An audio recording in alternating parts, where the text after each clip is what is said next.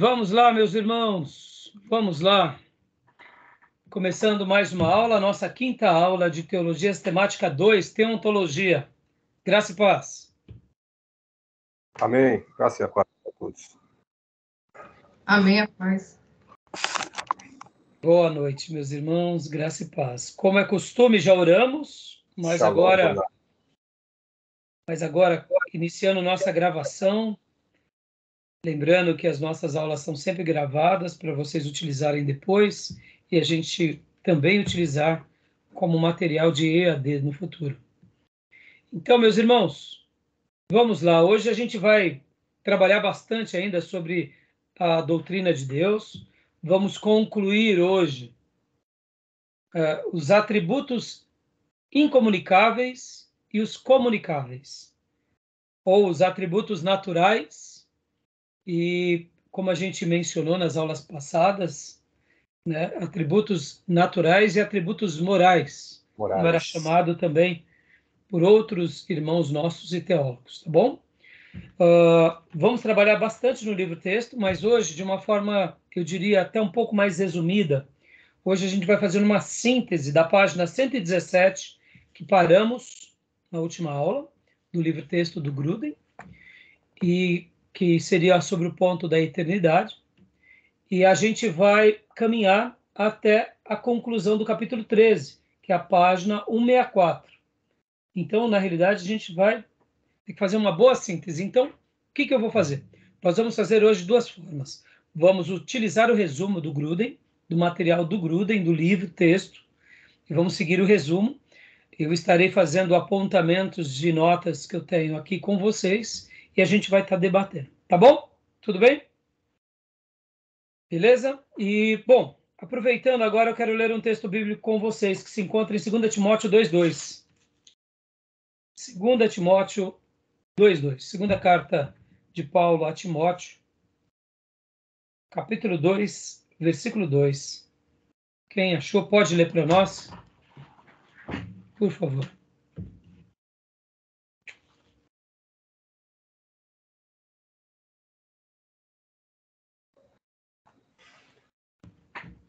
O que de mim, entre muita testemunha ouviste, confia-o a homens fiéis, que sejam idôneos para também ensinarem outros. Muito bom. Olha só a recomendação de Paulo ao seu pastor auxiliar, que estava trabalhando com Paulo, que era um dos enviados de Paulo, que representava Paulo. Possivelmente Timóteo assume, logo depois da decapitação de Paulo, ele assume a igreja de Éfeso. Em algum momento, o apóstolo João assume e depois essa igreja é cuidada por Policarpo. Foi uma grande igreja nos dias do Novo Testamento e nesse período chamado período da igreja primitiva. Mas Timóteo, ele era o auxiliar imediato de Paulo e ele era um companheiro do grande apóstolo. E tamanha foi a grandeza de Timóteo que Paulo escreve 2 cartas pastorais a Timóteo, para que por meio dessas cartas os princípios e as orientações e os critérios ao ministério, tanto do diaconato quanto do episcopado, fossem estabelecidos em todas as igrejas do Novo Testamento, sendo pontuadas pelas cartas de Timóteo e Tito, que são conhecidas como as cartas pastorais. Mas olha só a instrução que ele dá. Ele está dizendo aqui nesse versículo que tudo aquilo que Timóteo estava aprendendo, recebendo, sendo instruído por meio dos ensinos e por meio das epístolas e cartas, que agora ele separassem homens idôneos, pessoas que dessem um bom testemunho, pessoas confiáveis, pessoas que tinham aquilo que chamamos que é uma vida de um bom testemunho e que não só era um bom testemunho, mas também que tinham habilidades na arte de ensinar. Por quê? Porque a igreja não é um projeto só apostólico. A igreja é um projeto de Deus entre nós, de Deus entre os homens. Então, Paulo sabia que em algum momento ele partiria e que logo depois também Timóteo partiria, mas que a obra de Deus teria continuidade, como teve no passado, estava tendo no presente, teria no futuro, desde que homens idôneos, homens realmente separados, ou como ele também chama, pessoas aprovadas, fossem separadas para essa questão da recepção da instrução, ou seja, o acomodamento da informação, ou seja, didaticamente acomodar o conhecimento, mas também para que eles fossem transmissor desse conhecimento. Então, eu queria gastar aqui apenas um minuto e fazer uma pergunta. Vocês notam como é importante um pastor ele saber separar pessoas para treinar essas pessoas e depois ele saber também fazer os apontamentos corretos, porque muitas vezes você está separando pessoas, treinando elas, e na caminhada você nota que elas não têm as qualidades, ou seja, elas não se demonstram aprovadas para aquele ofício. Por quê? Porque o que está em jogo não é a carreira pastoral e nem o caixa da igreja. O que está em jogo é o reino de Deus. E se num colegiado de uma igreja importante, quanto mais num seminário teológico. Mesmo sabendo que num seminário teológico também nós abrimos não só para pastores e missionários, mas nós abrimos para todos os obreiros da igreja, ou pelo menos todos os cristãos piedosos que desejam dar uma contribuição singular. Então, aqui nós vemos mais uma vez como Paulo ele era criterioso e como ele está ensinando o seu jovem pastor auxiliar a ter olhos bem abertos, a ter ouvidos bem atentos, a ter uma percepção bem completa, porque, de fato, quando selecionamos errado e quando delegamos errado, o problema é imenso. É um baita caroço de angu na igreja. Então, fica aqui essa dica para vocês, porque ela é muito relevante. Leia mais uma vez, Júnior, para nós, por favor.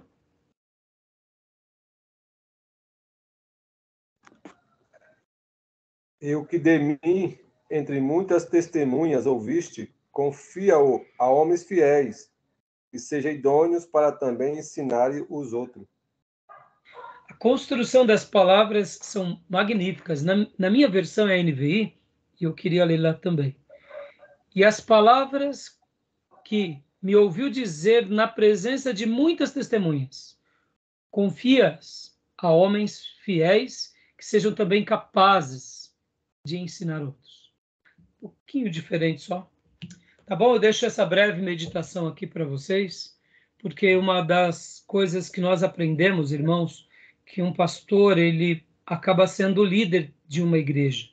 Mesmo que ele não tenha necessariamente o dom de liderança, ele acaba sendo esse que vai conduzir o rebanho. Ele é o maestro. E como o líder desse rebanho, dentro do dom de liderança, nós delegamos tarefas e nós supervisionamos tarefas. Parece muito simples. Delegar é muito fácil, mas supervisionar é muito difícil. E ter uma liderança que seja uma liderança assertiva é muito mais difícil ainda. Ainda mais nos nossos dias, que a igreja se tornou, infelizmente, numa grande creche. Que Deus nos livre das creches e nos dê quartéis generais. Tá bom? Amém, meus irmãos? Amém.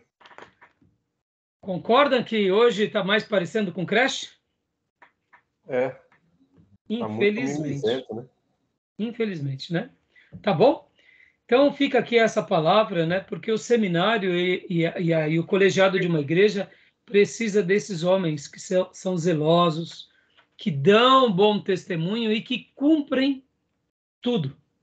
Porque o que está em jogo aqui não é o pastorado apenas, mas é a igreja local, principalmente o nome de Jesus, o reino de Deus, e percebam, a palavra de Deus, né? Porque você ensina e, de repente, ele vai e começa a contar piada na igreja, e o pessoal está feliz com a piada.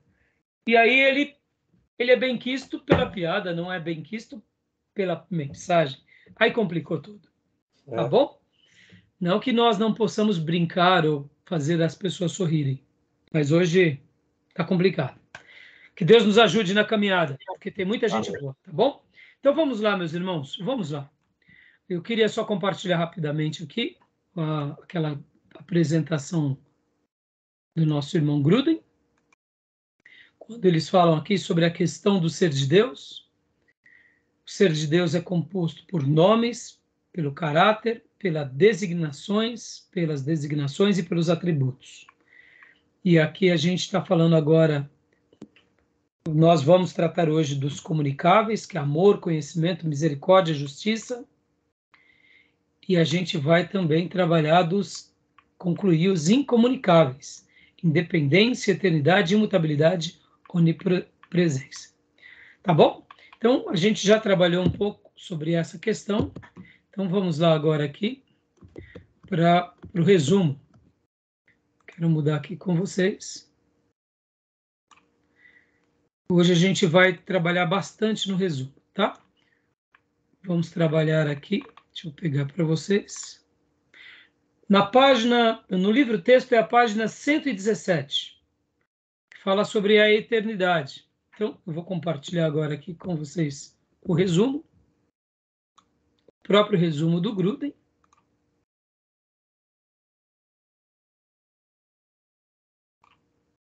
Aqui é o próprio resumo que vem junto com a obra, que eu gosto muito desse material, literalmente todos esses recursos. Temos o livro-texto, temos os resumos, temos os slides, temos materiais complementares e até temos uma obra, né, Júnior? Que é o resumo do livro-texto. Aí não vale. Aí a Vida Nova e o nosso irmão Gruden deu uma forçada. Né, Júnior? Ah, sim. Né? É o resumo, né? É um resumo. Deveria ter... Fica aqui, né, a nossa observação. Deveriam chamar de resumo da obra completa. Ou a síntese, né? Né? Seria melhor. Porque muitos acabam comprando, como foi o seu caso, né, Júnior? Inclusive, eu te indiquei. Me desculpa, viu, Júnior? Não. Fica tranquilo que a gente vai dar um jeito nesse... Não, tranquilo, não tem problema, não. Né?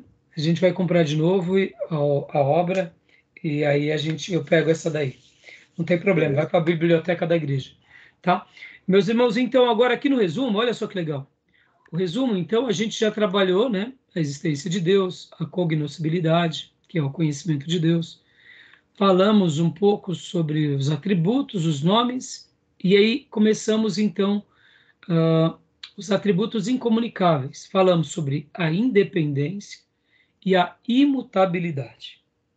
Paramos aqui na eternidade, então a gente vai agora trabalhar na eternidade, tá bom? Beleza? Alguma pergunta, alguma dúvida? Tranquilo? Os irmãos querem fazer algum... Do material que vocês estão estudando, tem alguma observação que vocês gostariam de... Então, eu vejo que esses atributos, todos eles, a gente entende, né, a definição deles e tudo, mas como se trata de Deus, quando ele é tão grande, tão grande, que mesmo os homens teólogos mais capazes, que Deus ilumina, a gente sabe que ainda falta muita coisa, né? E não vamos jamais atingir uma definição por completa de todos esses atributos. Sim, Júnior, sim. E assim, e não é fazendo uma crítica de ser incompleto por ser incapaz.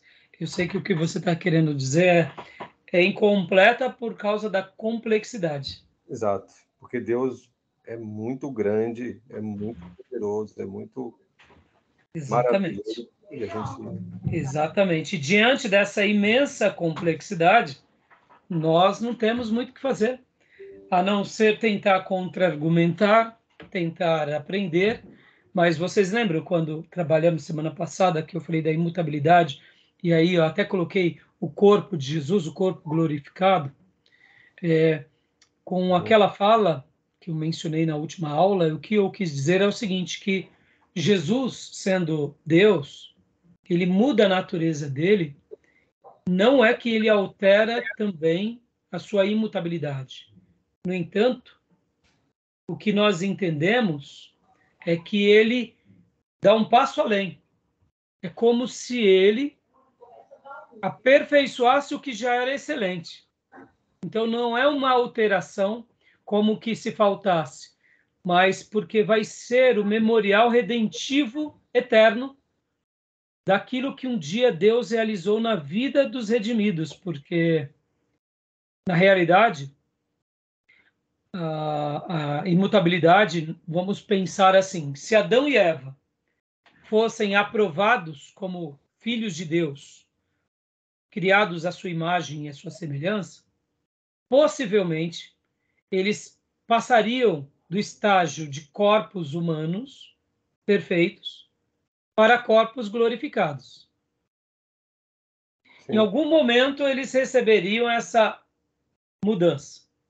Então nós entendemos que o projeto de Deus com o homem era que eles fossem esses seres que por livre e espontânea vontade amassem a Deus e assim o adorassem.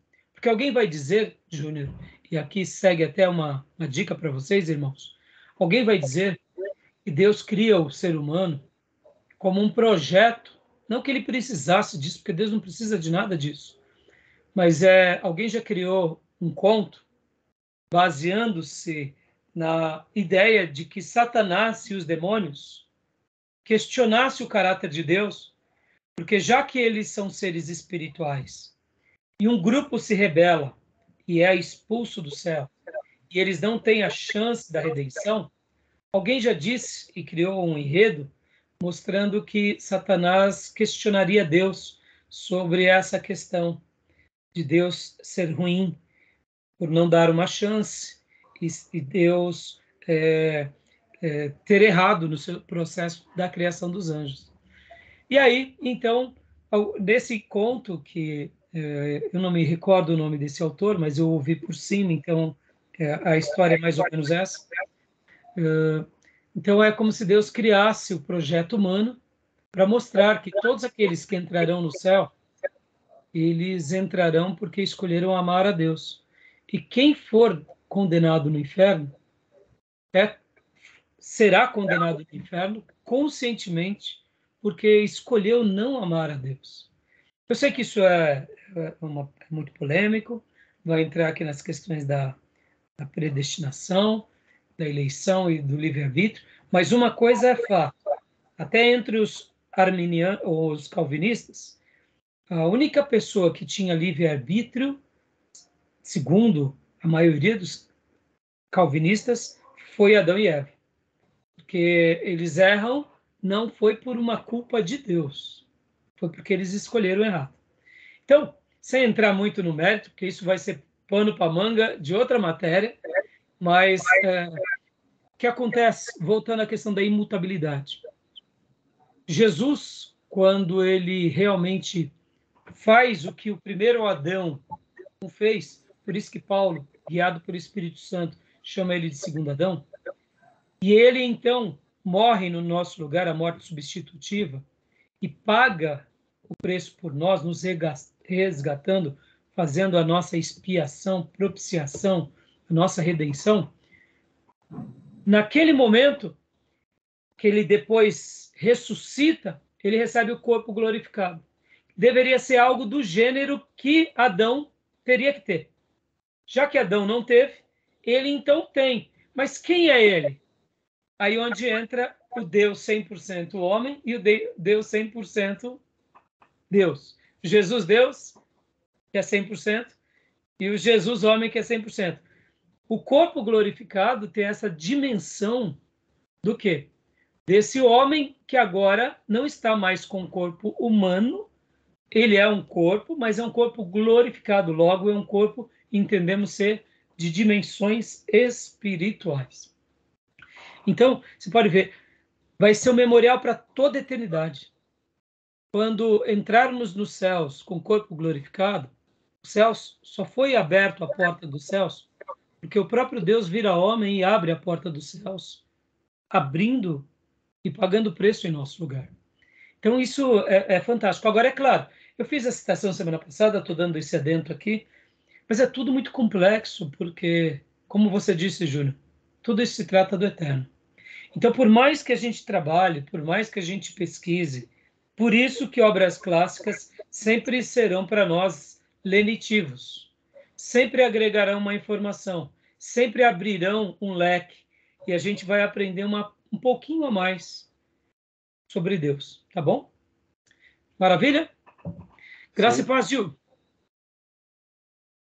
Graça e paz, Gil. Graça e paz, Graça pastor e paz. Giovanni. Graça e paz a todos. Já Tudo estamos bem, aqui. pastor, irmãos? Graça e paz. Paz, Johnny. Então, abram o livro, o texto na página 117, e nós estaremos agora compartilhando o resumo na página 11. Então, se você imprimiu o resumo, deixa ele aí de lado. Se você está com o livro-texto, página 117, tá bom? Então, é isso aí, Júnior. A complexidade é muito grande. E agora, olha só, no ponto da eternidade, nós poderíamos hoje ficar aqui só na eternidade, irmãos. Gruden, ele foi muito feliz aqui no material sobre a eternidade. Foi muito feliz. É óbvio. Como que o temporal, o limitado, vai falar da eternidade? Não dá. Mas, assim, eu achei muito, muito legal as ideias. Ele tem ideias muito boas. Ele trabalha com muita propriedade. Eu, particularmente, gostei muito. Tá bom?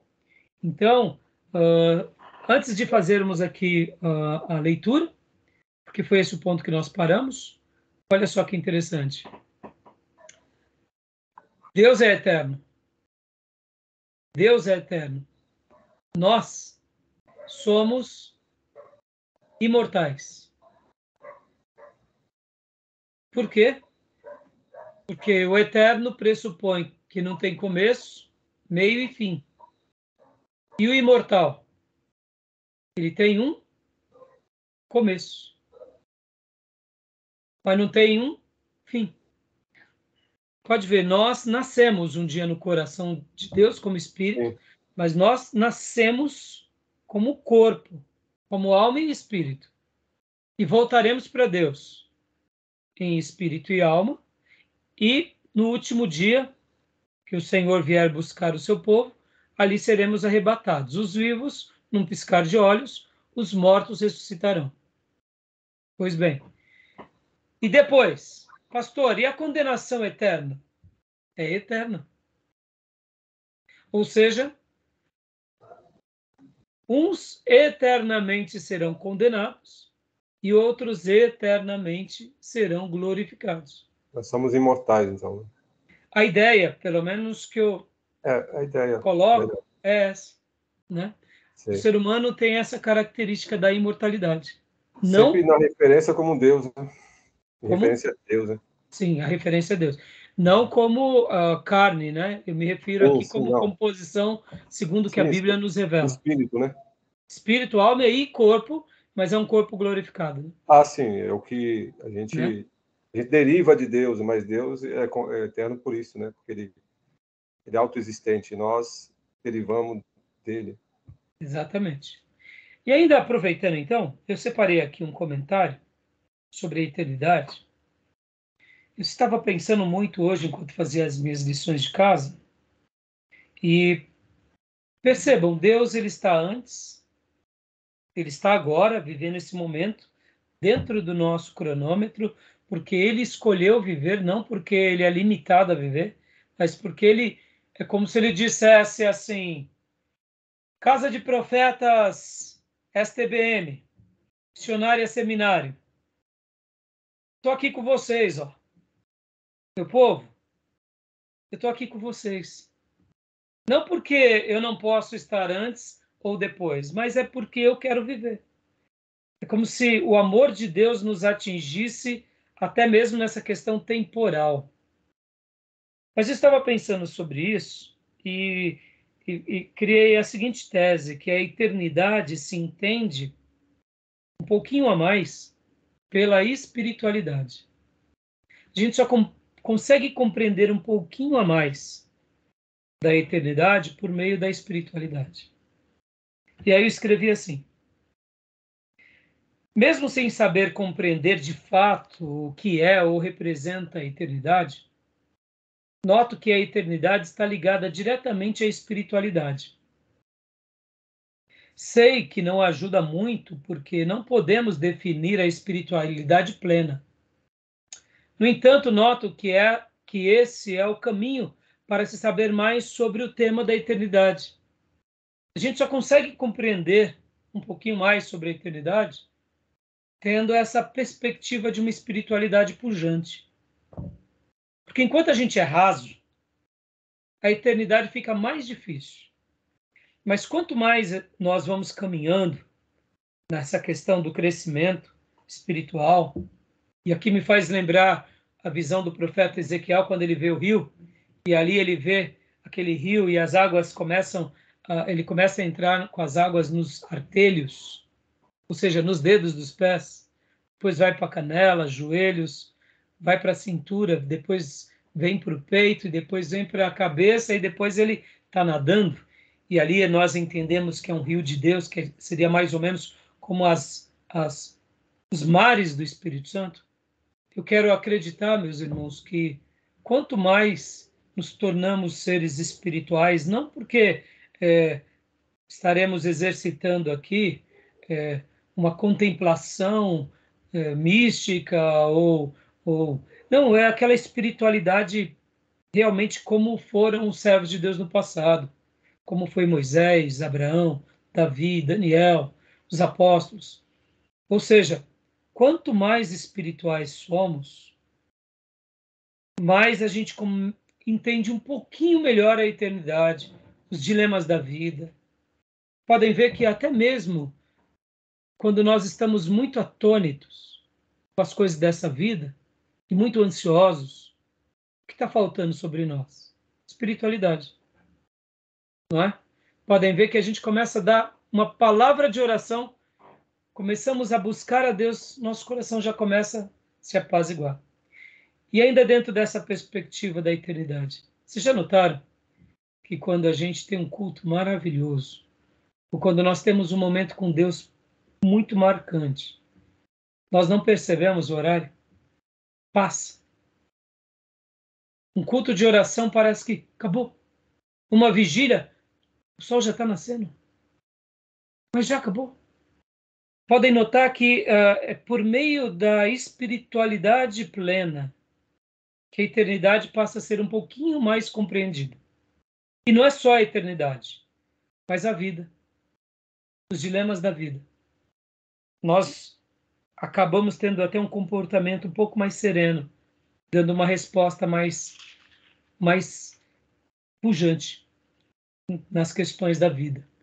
Nós nos tornamos mais equilibrados, mais temperados. Escrevi uma segunda coisa também. E aqui agora é os meus devaneios, tá? Então releva, tá? É aquelas heresia boa, tá? Então segura aí. Por que eu estou falando que é heresia boa? Porque, irmãos, vamos pensar aqui a igreja do ano 500, dos anos 500, depois de Cristo. Se ela olhasse para o que nós somos hoje, no ano 2023, ela ia achar que muita coisa que a gente faz hoje é bruxaria, é magia, espiritualização.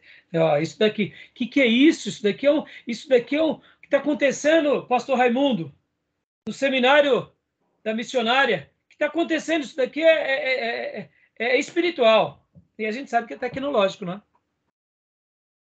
Eu deduzo que muitas coisas que os profetas viram, né, nas suas visões, muitas coisas é praticamente o que a gente vê na TV.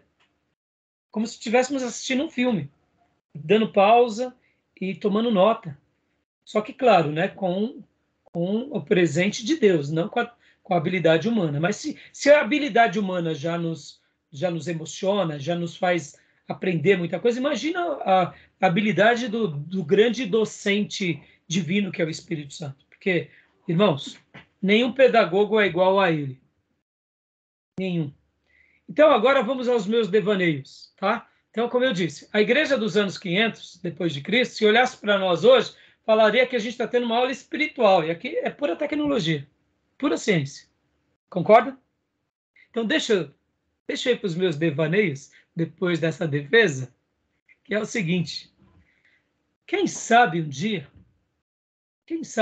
Deus permite aos seres humanos serem dotados de compreender, ou de discernir, ou de ver as coisas espirituais, o mundo espiritual. Eu deduzo que um dia isso pode ser algo normal. E diante dessa compreensão, se um dia Deus nos permitir saber da espiritualidade plena, por meio de métodos científicos, eu creio que a humanidade desfrutará desse momento atemporal, ou seja, vivenciaremos parte da eternidade ou algo semelhante que rompa a barreira do tempo, do espaço, da matéria. Na minha perspectiva, agora fechando os meus devaneios, essa boa heresia, se os cientistas olhassem para essa dimensão, não apenas atemporal de uma forma física, mas abrissem um leque de espiritualidade, quem sabe eles poderiam descobrir algumas coisas que aí a matéria, o espaço e o tempo seriam remodelados ou redimensionados, ou uma nova fase. Pastor, é uma baita heresia. Eu sei que pode ser, mas na minha opinião, se já entraram num lugar onde está pesado, você fala, meu pai, o que tem aqui? Ao lado científico e humano há. Porque segundo o Dr. Lai Ribeiro, ele diz que o nosso coração ele emite uma energia. Isso daí segundo um cardiologista, tá? Por isso que o cardiologista, quando está com problema no coração, eles pegam, né, e vão fazer ali como que é o nome daquele exame, meus irmãos, me ajudem a lembrar? Eletrocardiograma. Né? É o cardiotoco, né? Eletrocardiograma. Isso. O eletrocardiograma você pode colocar em qualquer lugar, porque a pulsação é forte do coração. Então, o nosso coração, ele emite. Segundo o Dr. Lai Ribeiro, ele menciona que, se não me falha a memória, as minhas vibrações do coração podem ser percebidas até 4 metros. 4 ou 6 metros. Por isso que tem vezes que você entra num lugar que você fala assim, tem alguma coisa esquisita. As pessoas estão tensas, os batimentos estão tensos. Pode ver, um lugar assim é um hospital. Todo mundo. A boa energia está em quem? Nos médicos e nos enfermeiros. Porque eles estão ali brincando. Ali é o playground dos médicos. Quem gosta de hospital? Médico, dono de hospital e enfermeiro. Quem mais? Só. Quem não gosta? Todos os demais. Então pode ver que esse lado apreensivo nosso, quando a gente está, ou quando a gente vê alguém que realmente, puxa, você não queria se encontrar, os seus batimentos mudam. Então, segundo o Dr. Lai Ribeiro, isso pode ser percebido fisiologicamente até alguns metros. Agora eu digo, e quando muitas vezes há manifestações demoníacas em lugares, em situações aonde não tem nada? A gente fala assim, meu Deus, essa casa tem alguma coisa, esse quintal tem alguma coisa, esse ambiente tem alguma coisa, tá tudo muito lindo, mas tem alguma coisa, e depois você descobre algumas coisas que foram feitas naquele lugar, que foram consagradas. Por que eu estou falando tudo isso? Eu acredito, particularmente, que essa percepção espiritual de demônios, de anjos, que a gente sente pela fé, quem sabe um dia Deus permita com que vejamos, por exemplo, o mundo espiritual. Fica aqui o meu devaneio, tá bom? E aí, na minha opinião, a gente vai entender um pouquinho do que é a eternidade, porque a gente vai entrar por meio do viés da espiritualidade, e não é da ciência, pela ciência, não é o humanismo, mas é Deus permitindo o ser humano conhecer os mistérios da criação. Por quê? Porque, irmãos, a eternidade ela existe. Ela abraçou o nosso momento aqui temporal. Ou seja, ela é maior, porque a eternidade está em Deus. Mas a gente está nesse momento.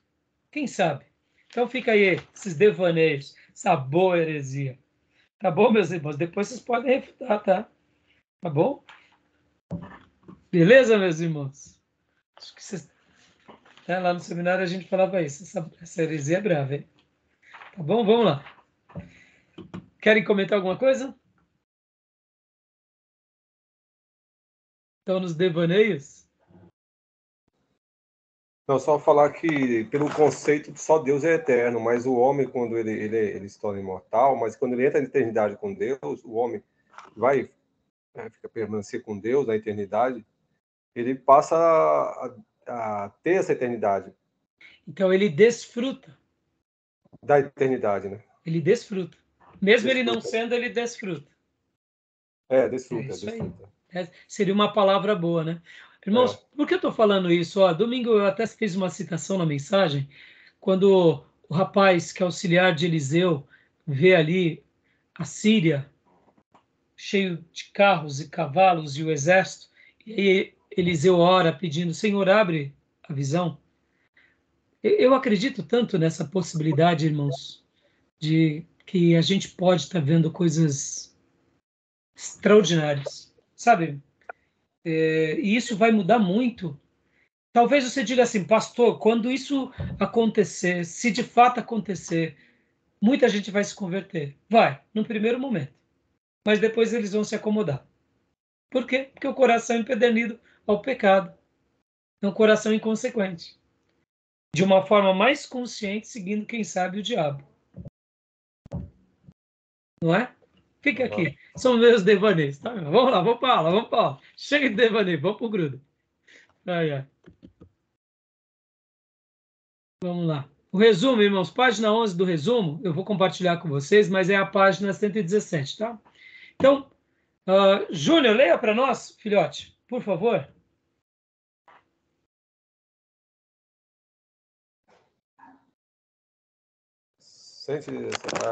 Não, aqui na tela, pode ler a tela, é porque o seu livro é o outro, né, Júnior? Sim.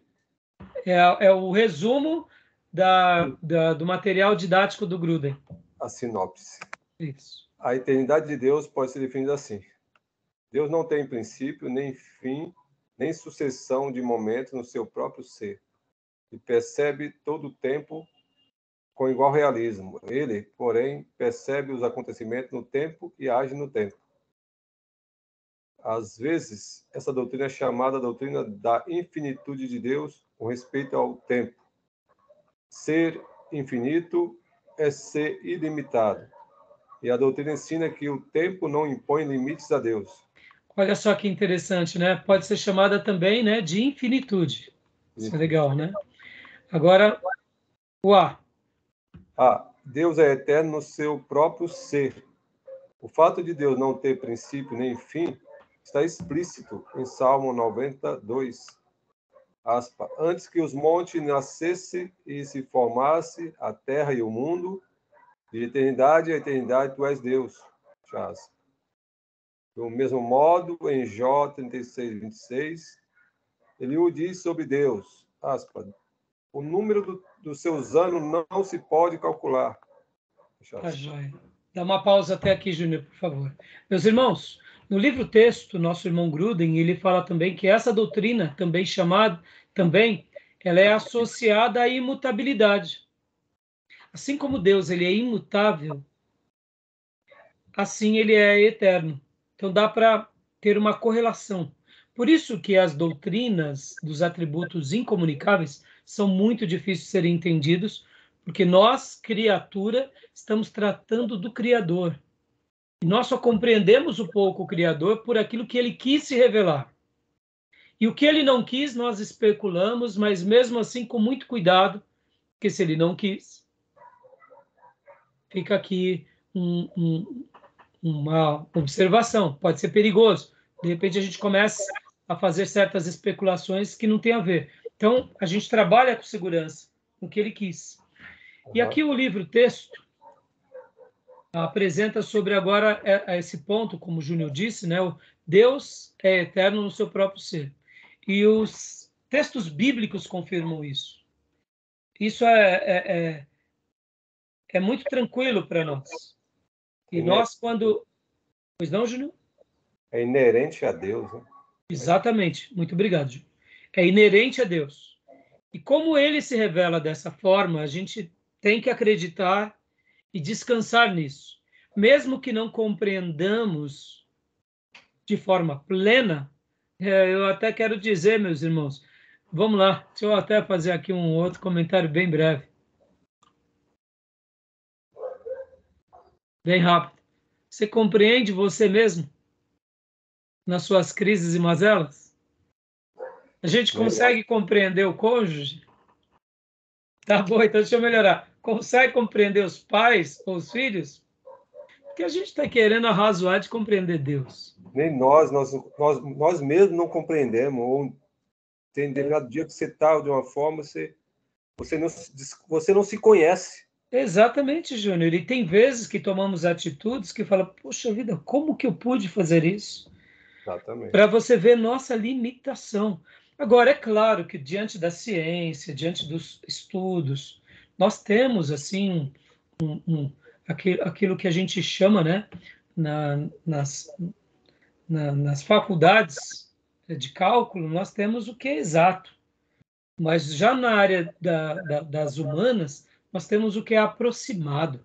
Então, temos os campos de conhecimento psicológico, sociológico, Relativo, né? antropológico, tudo relativo. Então, tem uma vertente bem ali próxima. Podem ver, a economia, por exemplo, ela trata sobre números, mas ela trata também sobre comportamento social. Essa semana o Fed ele está agora, durante alguns dias, ele está em período de silêncio. Ele vai falar se ele vai aumentar a taxa de juros e quanto que ele vai aumentar. Mas, pastor, ele não poderia pôr um número ali? Poderia. Mas por que ele não põe? Porque em economia nós temos aquilo que chamamos de data dependente. Mesmo o Banco Central Americano, que é o maior do mundo, ele fica coletando as informações da sociedade.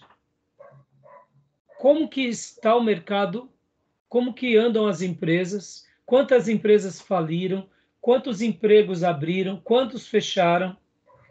A somatória de tudo isso, hoje, por meio da tecnologia, é mais rápido. Por isso que as empresas no novo mercado brasileiro, elas têm que apresentar um balanço a cada 3 meses. Mas pensem como que era a economia há 30 anos atrás. As informações de hoje chegavam depois de 3 meses. Então, você tinha uma janela. Hoje, essa janela já está mais próxima. Então, o que acontece? Mesmo um banco central como o Fed, ele não faz uma mudança simplesmente do que ele acha. Ele trabalha com dados. Mas e os dados? Os dados vão saindo semanalmente, diariamente, quinzenalmente. E aí, em cima desses dados, eles vão reajustando as suas tomadas de decisões. Por isso que nós falamos que é data dependente, dependemos de uma data. Agora, e quando o cenário mundial está tranquilo? Aí, aquilo que é data dependente, você já tem como uma equação, e aí você já tem projeções. É um diagnóstico. Então, tem um diagnóstico, exatamente, um prognóstico, né? É. E diante disso, irmãos, olha só que interessante. Por que a economia ela é assim? Porque a economia tem vezes que a tomada de decisão não é número, é político. É o que o Congresso vai decidir. Se não decidir, não tem dinheiro. Se não tem dinheiro, trava a economia. Então, você vê que é uma coisa de cálculo, mas é social, é comportamental. Por que eu estou falando tudo isso? A gente não compreende nem a sociedade. O Fed é data dependente. Por isso que, quando se trata dessa questão da eternidade, a gente aceita e descansa de saber que o nosso Deus ordena tudo, ele é eterno, nada ele perdeu do controle, ele está conosco aqui, mas ele sabe do amanhã. Mas uma coisa é certa, mais do que saber se ele vai estar amanhã resolvendo aquele problema, é saber que ele estará conosco durante todo o nosso trajeto, até chegar lá. Então, a eternidade, ela é consoladora, antes de ser algo compreensivo. Tá bom, meus irmãos? Então, não fica desesperado porque não compreende a eternidade, não. A gente compreende nem as nossas neuras. É muito complexo, né, pastor, tentar entender a eternidade. Sim. É muito complexo. Você vê, né, Gil, que quando a gente começa a estudar um pouquinho sobre o universo, minha cabeça já frita. Não dá para entender o universo, né? O Gruber vai falar, eu tenho uma breve parte que ele fala que não há tempo, né? Não há tempo em Deus, ele está fora do tempo. Como imaginar isso? Pois muito complexo. É muito complexo. É muito. Obrigado pela citação. Isso aí. Então, continuando aqui, meus irmãos, vamos continuar aqui. Então, agora aqui, querido irmão, a eternidade. Isso, a eternidade de Deus, pode ler para nós. A eternidade de Deus é também afirmada por passagem que aborda o fato de que Deus sempre é ou existe. Eu sou o Alfa e o Ômega, diz o Senhor Deus, aquele que é, que era e que há de vir, o Todo-Poderoso. E agora é uma citação de Jesus, né? Mais uma vez aqui. Essa semana eu estava vendo um debate de um rabino e de um pastor. Deveria ser um pastor messiânico. O rabino estava questionando se Jesus era Deus.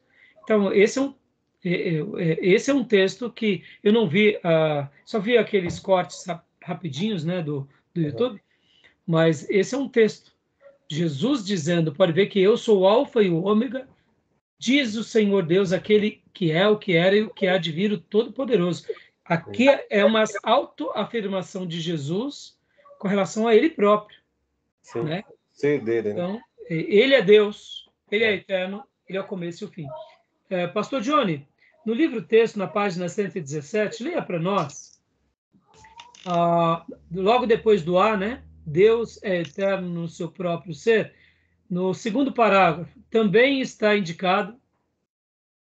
Joia. Por favor. Desculpa. Após. Tá. Perfeito.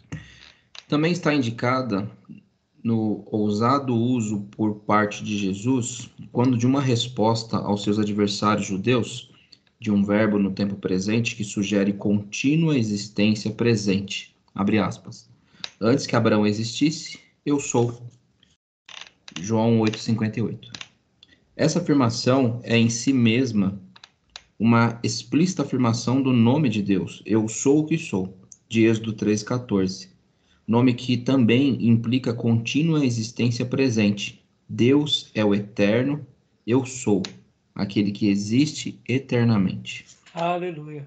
Por isso que o nome eterno, quando tratamos sobre ele, o eterno, com letra maiúscula, representa bastante parte do significado que ele é, né? A composição do ser de Deus que a gente viu no slide há pouco, quando nós falamos sobre a questão do ser de Deus, essa questão do eterno representa bastante esse ser de Deus, porque presente contínuo, né?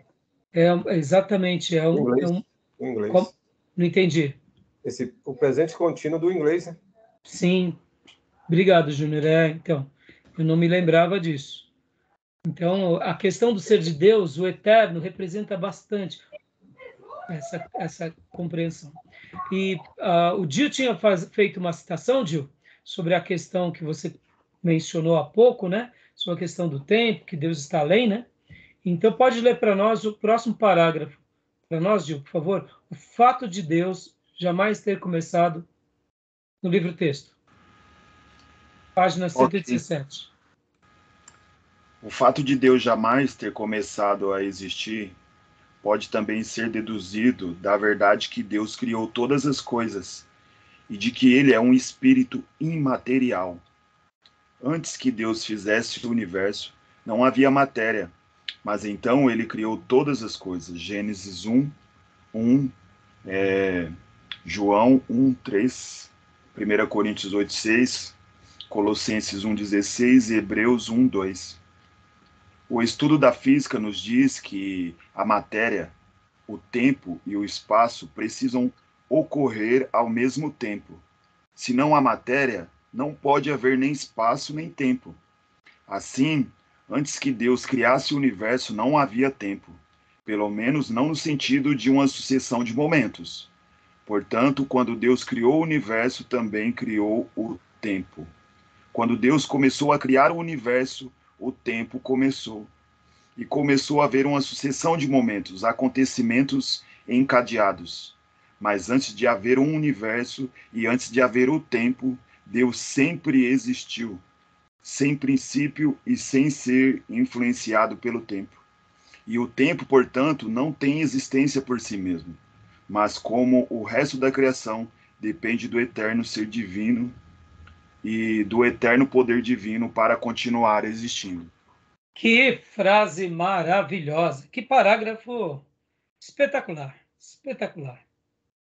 Só aqui dá para a gente ficar refletindo, meio pensando. Agora, deixa eu só fazer um adendo aqui. É bem curioso que essa questão que ele menciona, que o estudo da física nos diz que a matéria, o tempo e o espaço precisam ocorrer ao mesmo tempo. Se não há matéria, não pode haver espaço nem tempo. A questão do tempo é um pouco relativa até mesmo no nosso mundo físico, segundo os estudiosos aí do espaço. Você pode ver que quando eles vão para os seus devaneios, para os seus cálculos e para as suas técnicas, eles dizem se uma pessoa pegasse um foguete e viajasse na velocidade da luz, quando voltasse aqui, será que era o mesmo relógio que o nosso? Então tem todo um debate mostrando que até mesmo o tempo pode ter essas alterações. Então, assim, é importante a gente saber que o nosso tempo aqui no planeta é esse por causa da nossa biologia, por causa da nossa fisiologia, por causa da questão do sol, do dia, da noite. Mas fora daqui, por exemplo, né, no espaço, mesmo sendo físico ainda, o tempo, o relógio muda muito. Então, são questões até só para ser um acréscimo para vocês. Mas a frase dele aqui e o contexto geral é fantástico, né? Deus é esse ser imaterial, é um espírito imaterial, e por isso tudo vem dele e nasce a partir dele. Há um termo em teologia que a gente vai ver já, chamado ex nihilo. Ele cria tudo do nada. E do mundo espiritual ele cria o mundo físico.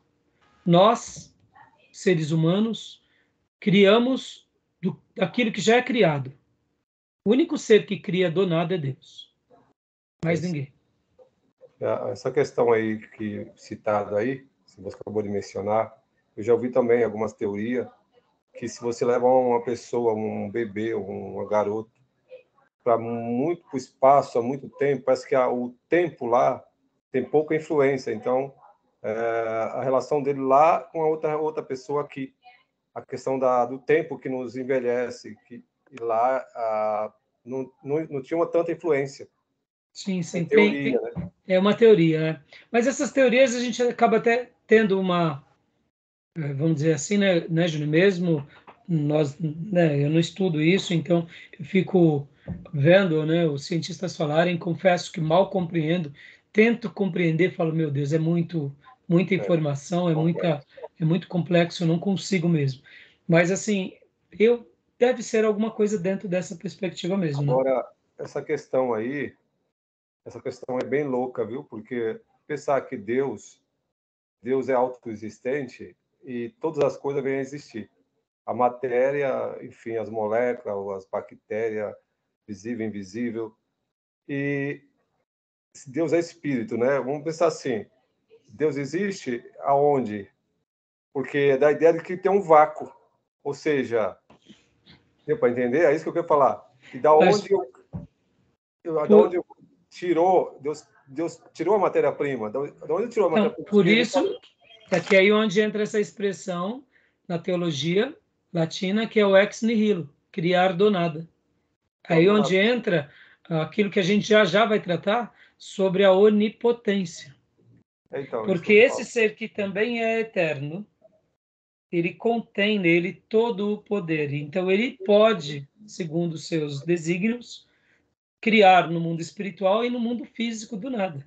Então, a ideia também é que é o seguinte, a ideia da compreensão também aí é que nada externo a Deus, porque, assim, dá exemplo tipo, representativo, exemplo que eu coloco, vou formar figurado de que eu sou Deus, certo? Então, só existe eu, nada antes de mim, nem depois, só existe eu, não existe matéria, não existe nada.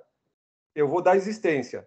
A existência eu não posso dizer por fora de mim, tem que sair de mim. Então, mas aí onde entra o poder, mas aí que tá. Aí onde entra o poder dele. E segundo a revelação... Claro, o poder, mas estou dizendo assim, esse meu poder eu não posso aplicar em algo fora de mim, porque pode. Tem que nascer de mim. Se não. Nascer de mim. Então, é isso que eu quero te fazer compreender. Ó, ele é espírito, mas ele pode criar fora dele. Ele é Deus. Ele é supremo. Sendo aquela Deus, ideia. Tudo, né? Hã? Sendo Deus, ele pode tudo, criar do nada. Então, é que nós temos essa... Aí onde... É possível para a gente, né? Exatamente. O problema é esse. Para nós, tudo que a gente cria deriva da gente, deriva de algo. Exatamente. A matéria-prima. Mas por quê? Porque nós somos criação dele. E tudo que fazemos, até como tecnologia, pode ver que a gente aprimora algo. Por isso que não podemos negar que evoluímos em parte. Porque pode ver que a gente se sobressai no conhecimento. Aquilo que alguém um dia aprendeu, aquela tecnologia, foi aprimorada. O povo que descobriu o ferro aprimorou para o aço, que hoje...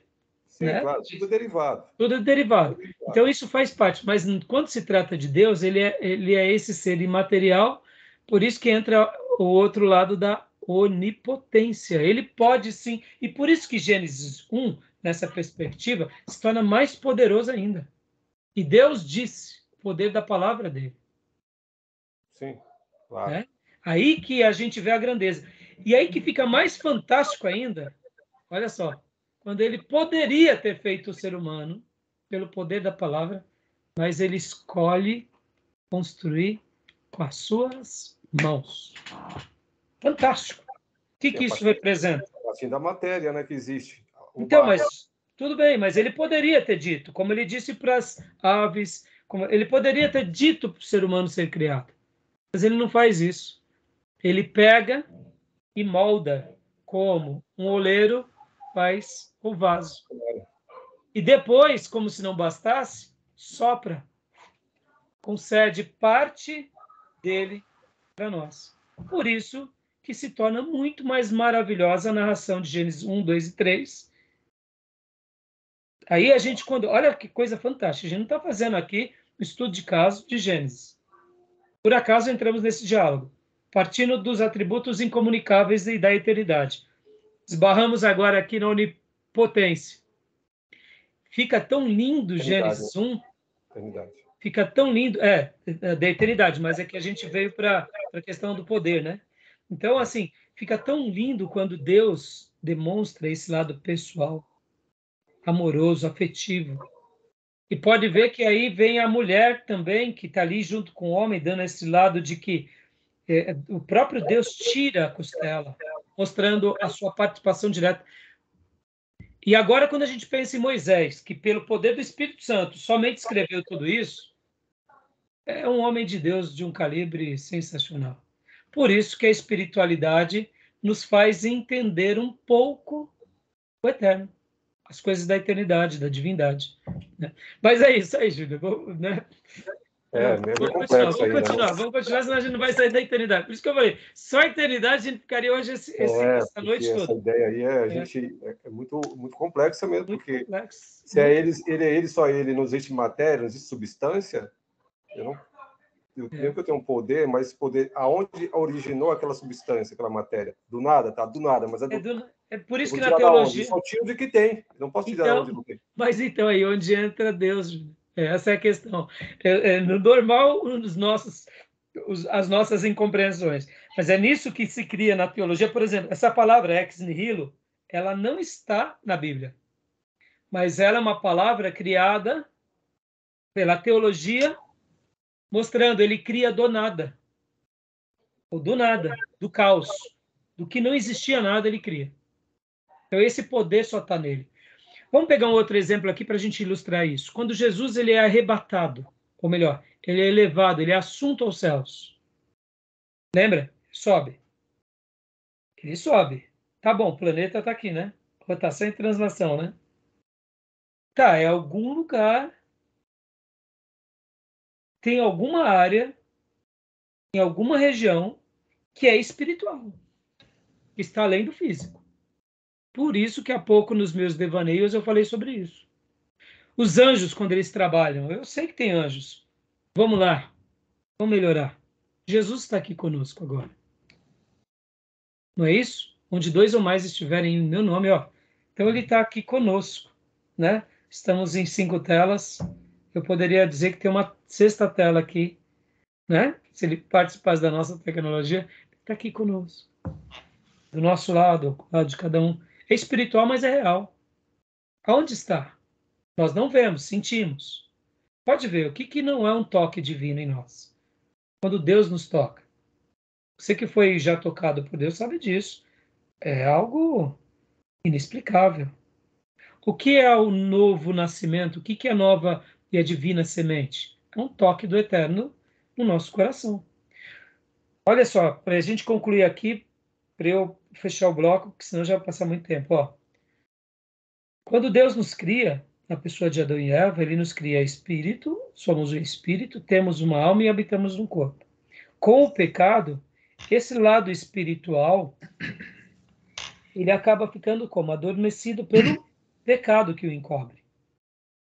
Podem ver que uma criança nasce, ela nasce na inocência, ou seja, ela é um espírito, tem uma alma e habita num corpo.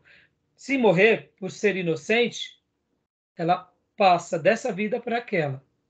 Mas quando essa criança cresce e pega a sua consciência, por ela estar na natureza do pecado, sobre ela, o que a envolve como um invólucro? Pecado. Podem ver que o nosso espírito humano, enquanto a gente está em pecado, ele está insensível a Deus.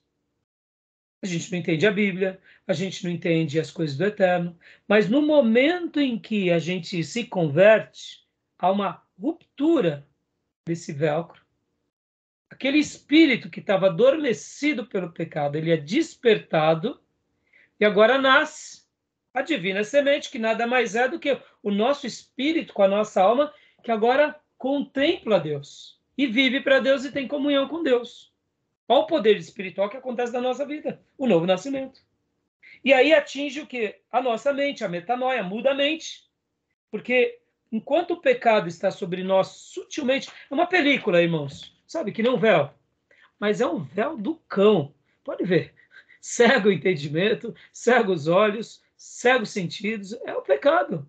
Quando a gente está aqui, a gente sabe, Deus está nos tentando nos atingir, mas enquanto não há conversão, é como se não houvesse a ruptura. Mas depois, deixa eu ver aqui se posso. Depois que há a conversão, é como se rasgasse isso e aí nascesse. Aí a divina semente brotando. Por isso que quando somos nascidos de novo, não praticamos mais o pecado, porque já não coaduna mais.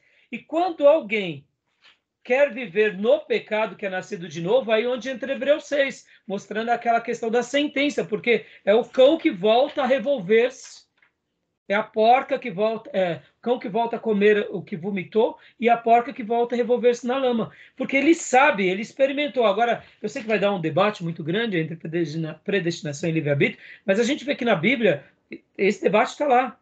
Então, e por isso que a gente não pode, e pode ver que quando a gente começa a dar lugar para o diabo, o Espírito Santo é como literalmente ele se afasta de nós.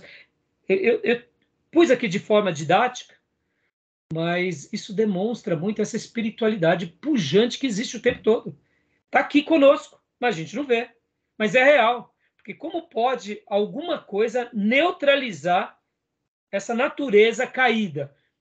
E só o nascido de novo sabe do poder de Deus na nossa vida. Pode ver.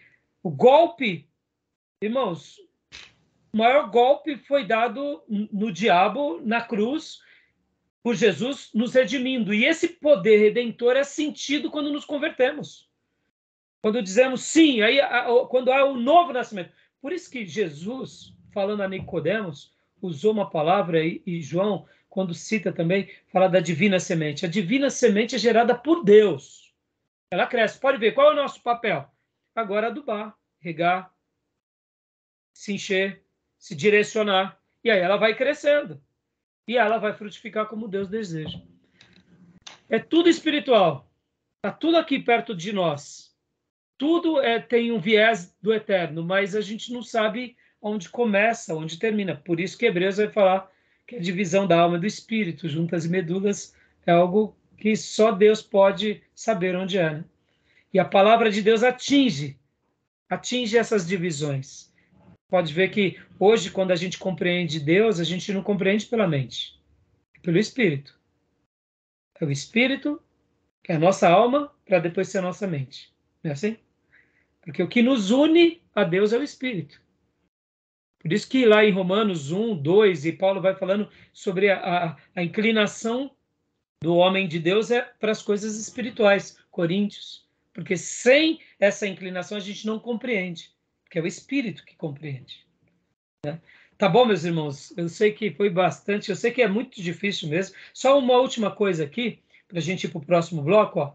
O último parágrafo da página 117 diz: combinados as passagens bíblicas mencionadas ao fato de que Deus sempre existiu, antes que houvesse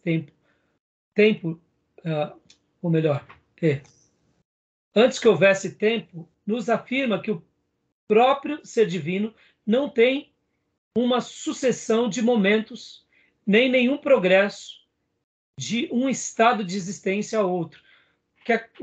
O que o autor está querendo dizer é o seguinte: nós temos essa sucessão de momento, mas Deus não tem essa sucessão de momento. E ele conclui: para Deus, toda a sua existência é sempre, de algum modo, presente. Embora, reconhecidamente, essa ideia seja de difícil compreensão para nós, pois é de uma espécie de existência diferente daquela que vivenciamos. Não sei se ficou claro a minha leitura, acabei lendo meio atrapalhado. Então, o que eu queria destacar é que, para Deus, toda a sua existência é sempre, de alguma forma, só o presente. Para Deus, a eternidade dele é o presente. É para única, nós, né? é única. Porque ele é eterno, né? Ele tem pode nossas graduações. Mas é difícil de compreender isso, né? Tá bom, meus irmãos? Falei bastante coisa. Quero fazer alguma pergunta antes de a gente parar? É tão difícil, né, a compreensão, que eu lembrei da passagem lá de Marta e Maria, quando Lázaro morre, uma fala das duas, eu acho que demonstra isso com clareza, né? Se o Senhor estivesse aqui, o meu irmão não teria morrido. E acho que há, de fato, uma limitação no entendimento de quem Deus é. Ou seja, ele só pode agir se houver ar nos pulmões. E ele prova que não. Ou seja, né, a ideia de que o tempo foi fundamental para a permanência da vida de Lázaro. Se ele estivesse lá antes, ele viria a viver. Aí a fala de Jesus acho que demonstra com clareza, assim, eu sou a ressurreição e a vida. Exatamente. Muito legal, bem Acho que coloca citado. por terra exatamente esse pensamento que a gente tem, né? Sermos limitados e, às vezes, olhar Deus com a nossa ótica. A ótica do tempo. Por isso que eu mencionei, antes de começar para os meus devaneios, que a eternidade se entende pela espiritualidade. Essa primeira parte é legal. A segunda, da ciência, aí eu sei que é devaneio. O senhor falava a respeito da casca, né? Da gente não entender. A própria palavra revelação é remover o véu, né? Exatamente. Exatamente. O livro Revelação é tirar o véu. E a conversão é uma mudança de caminho. Mas ela não é só de caminho. É uma mudança também de natureza. E podem ver que quando Paulo fala, lá em 2 Coríntios 4:4, que o príncipe desse cego tem cegado o entendimento de muitos. É o que? É o pecado. É o pecado que nos cega. Porque qual o grande problema da humanidade? Sempre vai ser o pecado. E qual é a grande resposta? É Jesus Cristo. E qual é o caminho? É ele por meio da palavra dele. Ponto final. Então, beleza, meus irmãos? Amém. Ó, agora a gente vai correr no slide, senão a gente não vai sair da eternidade. Ainda não é a eternidade. Verdade. Posso só dar uma dica aqui? Claro. Vocês estavam falando a respeito das coisas no espaço, tal, no universo de modo geral. Tem um filme, acho que retrata legal algumas informações. Óbvio que tem muita teoria ali, mas uma delas eu achei bem curioso, né? O fato de você estar numa outra galáxia, o tempo corre diferente. Interestelar é o nome do filme, não sei se vocês já assistiram, mas é bem interessante, né? Um dos personagens, eles saem de uma galáxia, vai para outra, e aí chega lá, o tempo corre muito mais rápido. Inclusive aquele... acho que ele é um cientista, um senhor meio fortão, assim, do Space Today. Esqueci o nome dele. Sérgio... os cortes dele. Legal. Ele fala algumas coisas sobre esse assunto, inclusive. Ele fala, ali, na verdade, é um pouco forçado, né? Mas, de fato, a questão da gravidade, né? Ser diferente lá, acaba avançando um pouco mais no tempo. Óbvio, né? Ele é especialista no assunto, fala com mais propriedade. Mas o filme em si é bem legal, porque mostra um pouco disso. Eu não assisti, eu acho que você já tinha indicado numa outra aula e eu acabei não assistindo. Vou procurar, eu até anotei agora. Mas é super legal.